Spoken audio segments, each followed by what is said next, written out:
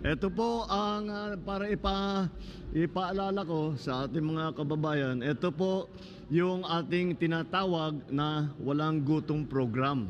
Ang bago rito po ay hindi lamang natin iniintindi yung ating yung food supply, ika nga, yung kakulangan ng pagkain. Ngunit bukod pa ron, titiyakin namin na may sapat na pagkain at bukod pa ron ay titiyakin natin na tama po ang kinakain po ninyo para balansyado po ang tinatawag na balanced diet.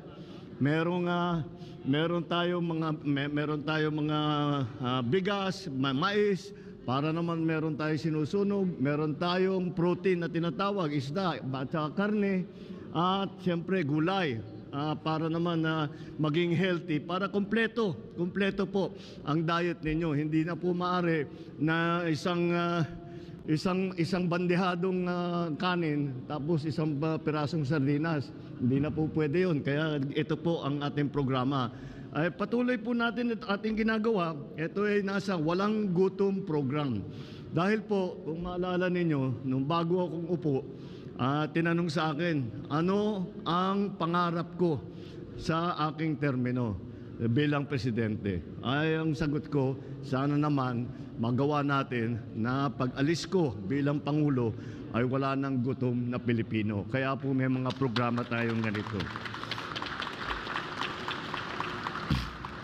Sa programang ito, magkasama po ang food assistance, yung pagbigay po ng mura na pagkain, nutrition education, na nakakaunawa kung ano ang mga kailangan na kainin na iba't ibang klaseng pagkain para maging malakas po ang ating katawan, matibay po ang ating kalusugan.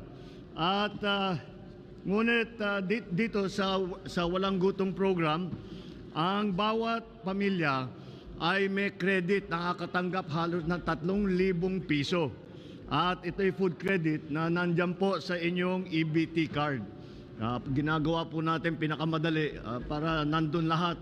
Imbis na dati, nagsimula ito, meron pa tayong counting notebook eh. May notebook tayo na gano'n. Ngayon, high-tech na po tayo ngayon. Kaya meron na lang kayong card at susunod ay yung tinignan namin na sistema na imbis na kailangan pa magrehistro at imbis na maglagay doon sa parang booklet, ay dyan na lang po sa computer, kayang-kaya po. Ay tuturuan po kayo namin kung paano gawin. Napakasimple lang po. Hindi po kayo dapat magulat. Kayang-kaya po ninyo magawa yan. Kaya bukod pa dyan, kinukonekta na rin po natin na para hindi na yung pagbayad, pwede na ninyo i-konekta sa GCash yung pambayad. Para lahat ginagawa sa telepono o sa computer para mas madali.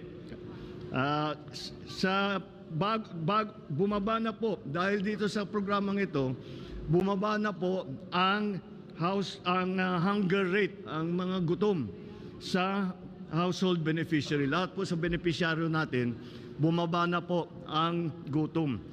Dati,